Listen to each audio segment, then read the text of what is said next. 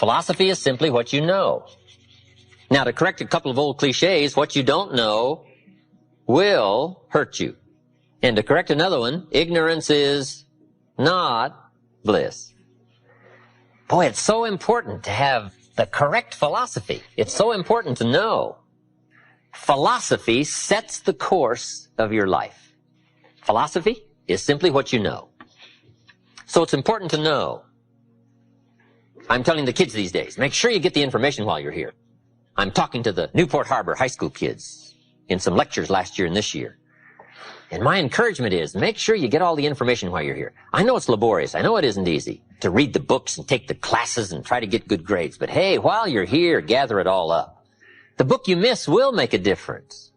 Right? The information you don't get will make a difference in the legacy of your equities over the next few months, the next few years. So philosophy, this is where it all begins. Now, I've divided philosophy into three parts. One is basic, starting out philosophy. The baby starts processing information right away. Cold is bad, warm is good, hungry is awful, food is terrific. The baby starts reacting and processing information and having certain reactions to it. So our philosophy starts early, gathering information and reacting to it. Next is expanded philosophy. At least enough philosophy to be gainfully employed and offer a value to society and find your place in the marketplace. You know, be a reasonable, decent human being. Expanded philosophy. But now how do you become wealthy and powerful and sophisticated, influential and unique? Simple word, refined philosophy. The refinement of philosophy. The extra studies and the extra books and the extra classes and the extra thinking, the extra pondering, the extra give and take of testing ideas and debate and discussion. That's where the extra life comes from, is in the dimensions of refined philosophy, the extra thinking. And these are the steps of intellectual discovery that a lot of people just don't want to take, or they're too busy to take it, or it presents itself in too strong and tough a manner, these extra skills. But I'm telling you, once you start engaging in these extra skills, you won't ever want to go back. This new intellectual discovery is where the wealth is. It's where the happiness is, the good life, influence, power. Refinement of philosophy. One of the major things Shoaff taught me when I met him, he said, poor thinking habits keeps most people poor. Not poor working habits. Most people work hard, but they don't think hard. And Shoaff taught me that the mind is like a factory, a mental factory. And whatever you think about all day long pours ingredients into this mental factory.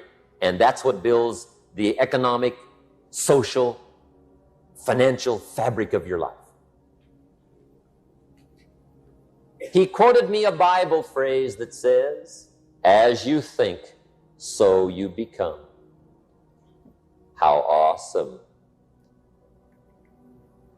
When he talked about poor thinking habits, he had me. I used to start the day reading the morning newspaper. I mean, you can believe that or not. I'd get a cup of coffee and read the paper. I'd load up on wars and riots and murders and stabbings and killings and bank robberies and muggings and car wrecks and tragedies. I'd even read the back pages. I seem to like that stuff for some weird reason. I'd load up on all that, and then I'd start the day. You can imagine the kind of days I used to have. The guy says, I want to be a great leader. Wonderful. The first thing we do is follow him to his house. When we get there, we walk in and check his library, number one. Somebody says, well, why check his library? The reason is because what a man reads pours massive ingredients into his mental factory, and the fabric of his life is built from those ingredients. You would not believe what some people have got in their house to read. You would not believe. One of the best dressed up words I know for a lot of it is trash. Can you imagine dumping a barrel of trash into this mental factory every day and coming out with a rich, dynamic, positive life? It can't be done. You might as well try making a cake with cement.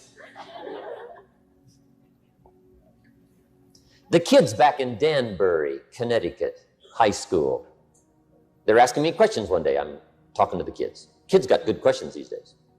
One of them said to me, Mr. Rohn, how do you build the good life? I said, it's simple. It's not easy, but it's simple. Here's how you build anything. Select the right ingredients, keep out the wrong ingredients, and it starts with thought. Everything starts with thought. So you must be wise and careful what you think about, because that starts everything. You got to be wise and careful. I asked the kids, what would happen if somebody dropped sugar in my coffee? They said, well, you'd be okay. I said, what if somebody dropped strychnine in my coffee? They said, well, you'd be dead. I said, correct. Lesson 1. Life is both sugar and strychnine. You gotta be careful. I said, what if my worst enemy drops in the sugar? They said, well, you'd be okay. I said, what if my best friend, even by accident, drops in the strychnine? They said, well, you'd be dead. I said, correct. Lesson 2, watch your coffee. You got to be careful. See, it doesn't matter who hands you the bad stuff. It doesn't matter where you get the bad stuff. It'll still do its damage on your bank account, wherever you get it. Mr. Schoaf gave me one of the greatest phrases when I first met him when he said, Jim, every day stand guard at the door of your mind. How important. Stand guard at the door of your mind. Now, our philosophy comes from a lot of places. Let me give it to you. Number 1, from teaching, the influence of others, from the books we read, from the classes we take. And you might underline the word influence. This is where a big share of our philosophy comes from, influence. In another series, we asked 3 major questions. Who am I around? That's called big questions. Some questions are little and some are big. This is a big one. Who am I around? Question number 2, what are they doing to me? This is called major. This is called big. Where have they got me going? What have they got me reading? What have they got me thinking? What have they got me saying? And the big biggie, what have they got me becoming? Influence plays a major role in the development of our philosophy. How we think, how we speak, the formulation of ideas, the things we weigh concerning values. All of this is so important. What we know, the mind, thinking, processing ideas and information. Ideas are simply information taking form. Now, we do something very important with what we know. We weigh it. We put it on our mental scales and we weigh it. And I don't know, we may give it a number from 1 to 10. Probably not consciously. But if we hear something and we come into possession of some information and we give it a 10, we'll probably act on it right away. If we give it a 1, we'll probably let it slide. If it's important, we'll do something about it. If we don't think it's important, we'll probably let it go. But it's so important to evaluate. A key word we learn in leadership skill training, perception, trying to find value in something. Where is the value? How valuable is it? How important is it? Is there something here that I can't see at first glance? Is there something below the surface? Is there something in the inner workings of it? What goes behind it? What goes beyond it? What is its origin? All of these questions that help us come to the perception of value, ideas, evaluating information. Now, here's what's important, to have a good set of mental scales. What if in processing information your mental scales were off?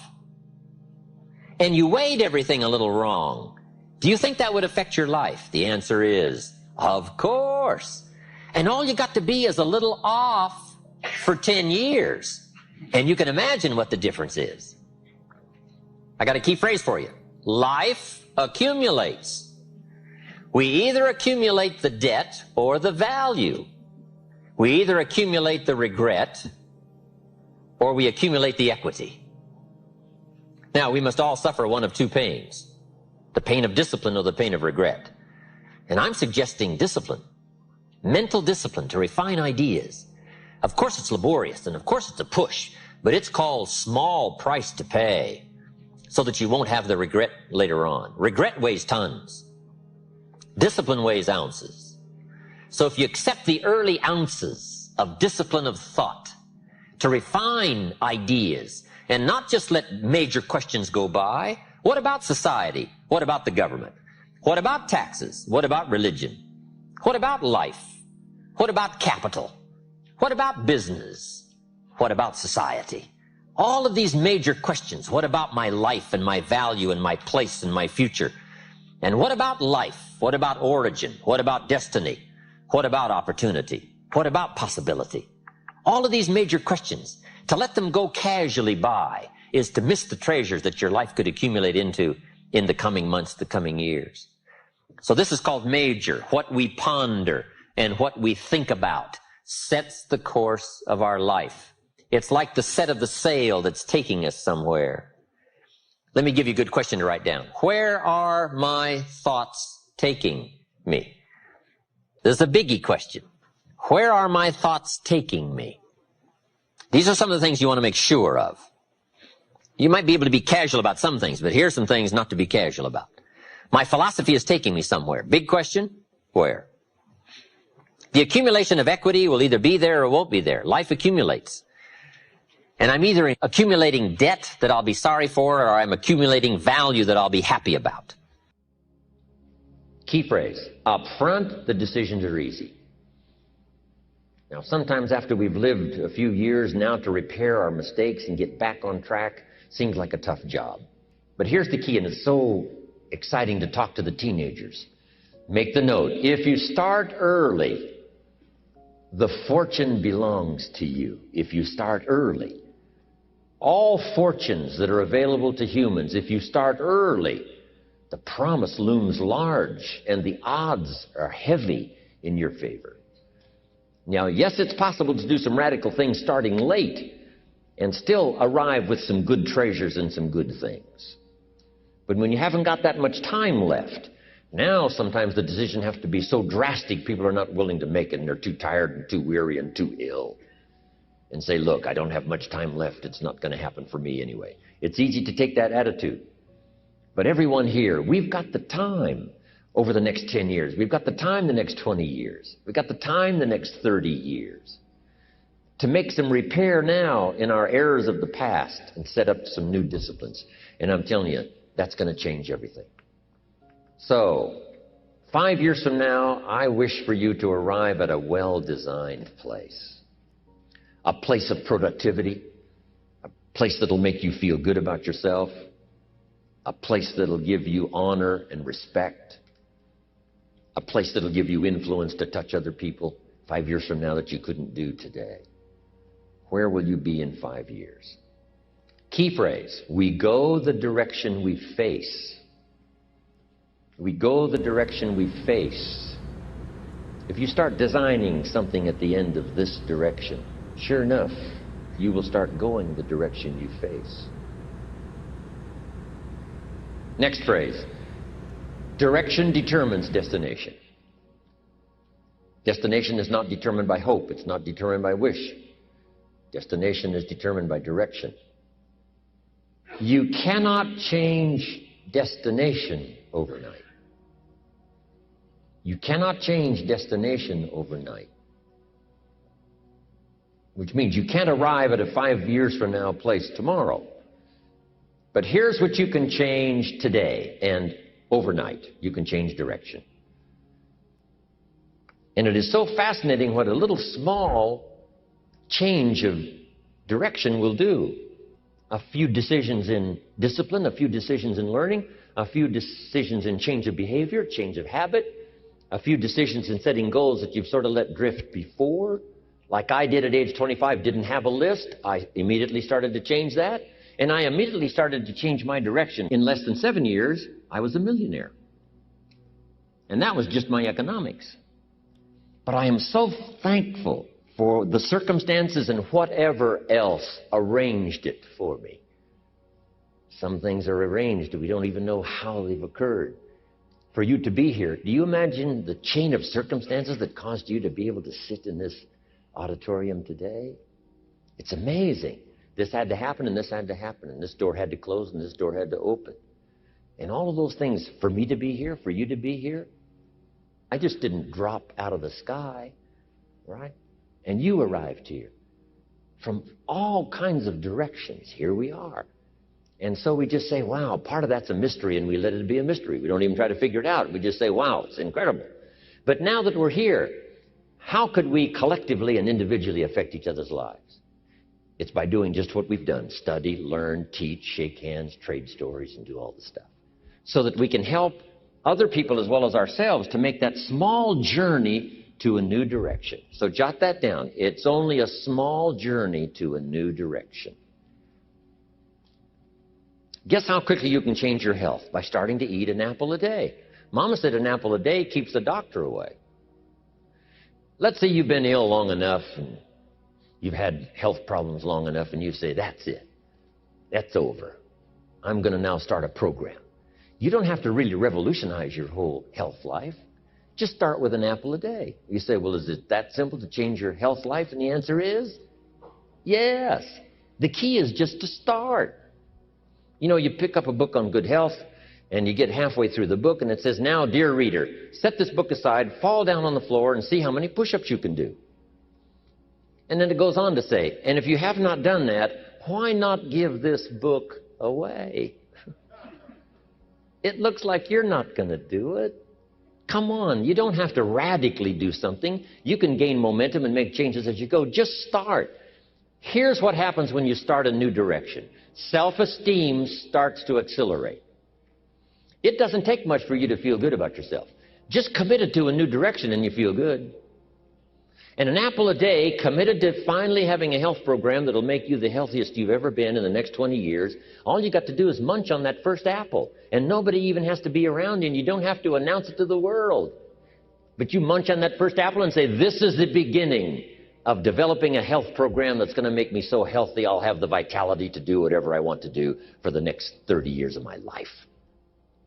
Now, if you eat an apple the second day, you become almost delirious, saying, wow, I'm on my way. Somebody said, just 2 apples? Says, look, you don't understand. Not only did I do it yesterday, I've done it again today.